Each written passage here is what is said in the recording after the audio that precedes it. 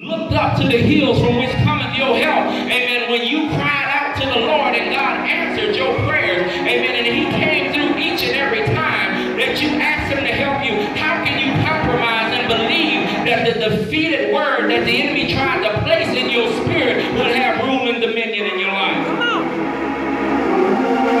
But you see, David had clarification and understanding, amen, that God would always turn it around. Yes. Amen. David believed, amen, that no matter what he went through, amen, no matter how low he got, amen, he believed that no matter how many times he went to the valley, he knew that at some point he'd get back to the mountain. Y'all ain't saying nothing. Amen. David understood, amen, that no matter what adversity he faced, amen, no matter how many haters David had, amen, that tried to seek his life, amen, he came to a point of reflection. Amen. And David began to say, you know what? I've been on the trail a long time. I've been out here for a good little minute. I've had some ups and I've had some downs. I've had some tests and I've had some trials.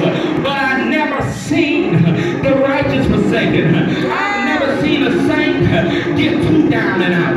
I've never seen a child of the king get so defeated that they didn't know how to get back up. What are you saying, Bishop? I'm saying that I've seen too much and I've been through too much to believe that what the enemy has is going to overtake us, because I've come to know for myself that what the enemy meant for bad, God will turn it around and make it for my good. So when the enemy thought that the problems in our home would cause us to split, we got just that much closer. Y'all ain't saying nothing. When the enemy thought that when he attacked our finances that we'd have to close up shop, but he didn't understand and didn't get the knowledge to know, amen, that God had a plan to esteem us higher beyond our financial difficulty.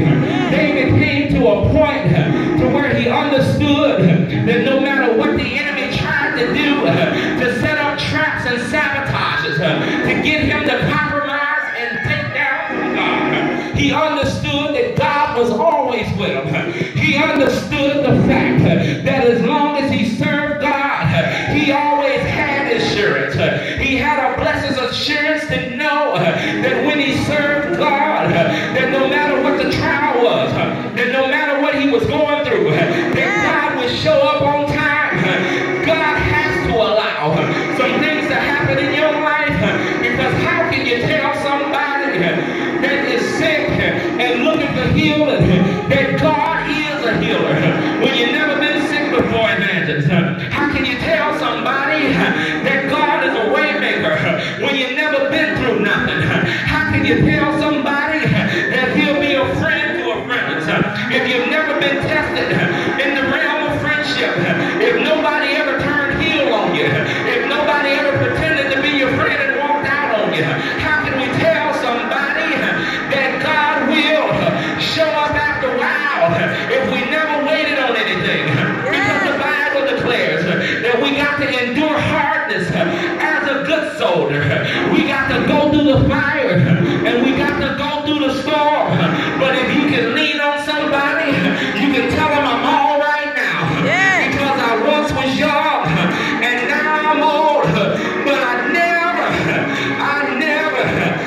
never seen the righteous forsaken, nor his seed begging bread. I've been a lot of places and I've seen a lot of things, but I've never seen God turn his back on his child. I've never seen God not show up on time. God may wait until you have no other option, but God will show up on time. God will bring you out. God will turn that thing around. You just gotta wait